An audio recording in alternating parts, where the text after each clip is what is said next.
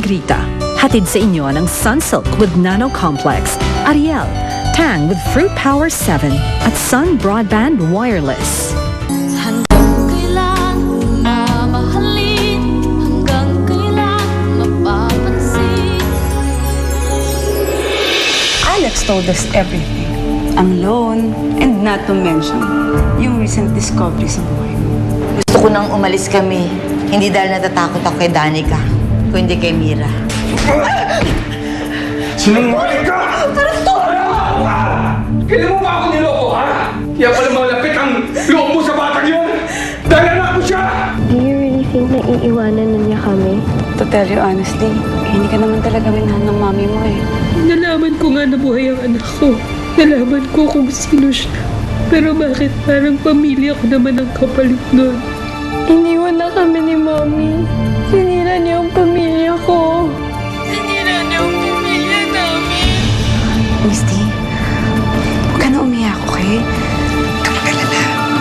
This time, maayos na yung pamilya mo. It will be better. Parang bigla-bigla naman yata yung desisyon mo. Para si Ma'am Mira. Paano yung pagharap mo sa nanay mo? Hindi ko nga alam eh. Pero tama naman si Nanay Emma. Hanggat nandito kami, guguluhin at guguluhin kami ni Danica. Ni Misty. Kaya mas mabuti pa siguro, lumayo muna kami. Hayaan mo. May email at chat na ngayon. At pag nagka-cellphone ako ulit, te-text kita. Buti ko lahi kang low. Wala ka naman low. Ang yabang mo! Grabe! Nakainis ka naman kasi. Kung kailan pa nakita kita, tsaka kaalis. Bad trip naman eh. Kung nga dyan, kung ako sa'yo, kaysa ko yung ini-emote-emote mo dyan, puntahan mo na ng kaya yung tatay mo. Para sa'yo.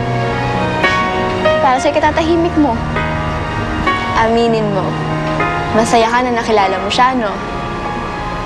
At ngayong hindi siya nagpaparamdam, nag-aalala ka para sa kanya. Sige na. Huwag nang patagalin pa yan. Ewan ko. Ayaw ko pa rin magtiwala dun.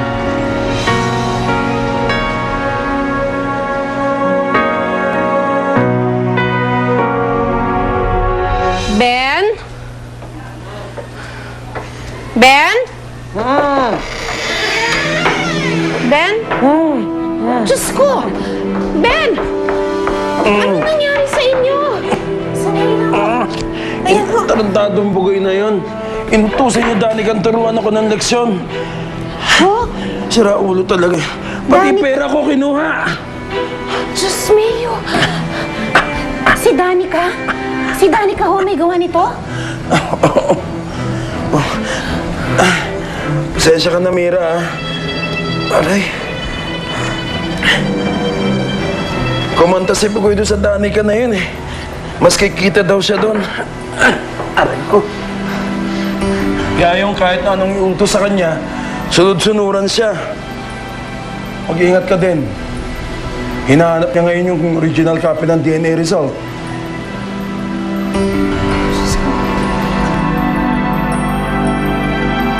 Eh bakit naman kita babayaran? Hindi mo naman naibigay sa akin yung kailangan ko. At isa pa, alam mo, hindi ko na yata kakailanganin yan dahil hindi ko kailangan sirain si Mira para lang makuha ko yung gusto ko. Ma'am, sinunod ko naman lahat ng inutos nyo eh.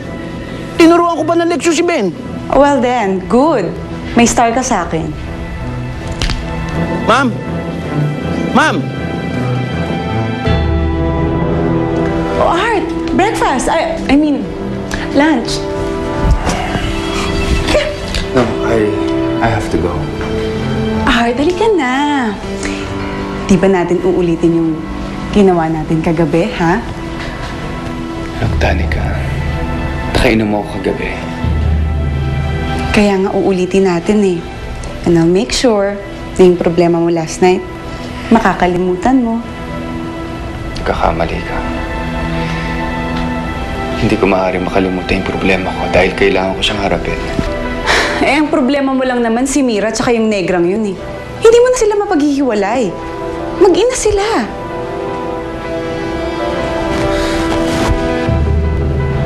Paano mo nalaman? Alam mo rin?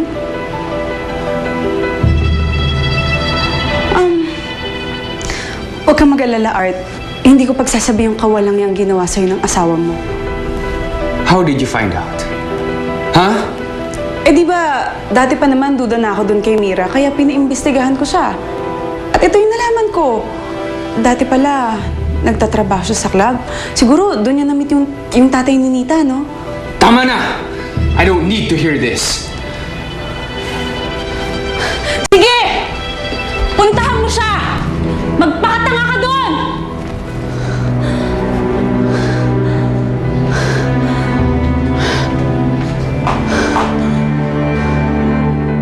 Ben, may idea ka ba kung saan posible magpunta si Nita? Kung saan sila umuwi, tumutuloy? Wala eh.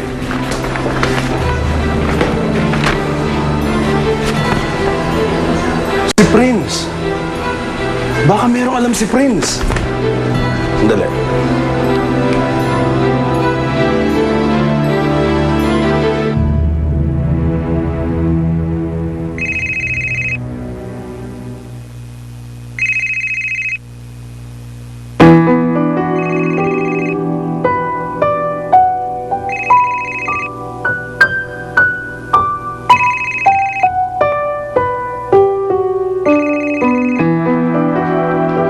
Itong batang to, hindi umiiyak tong batang to. Ano?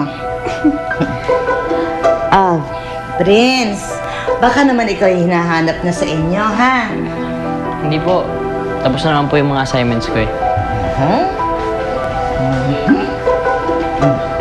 Ano? Sabi mo. Hi!